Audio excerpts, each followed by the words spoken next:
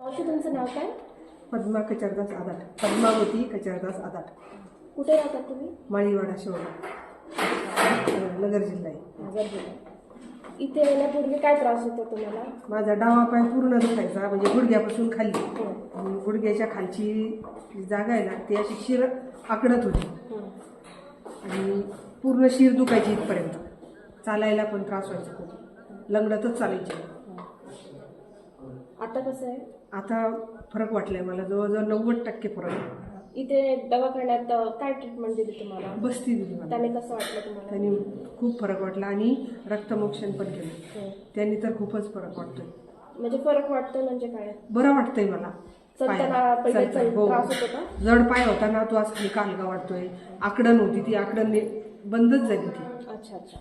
पहिले मांडी घालता येत होती का? नाही, नव्हती घालता येत. आता घालता येते? हो.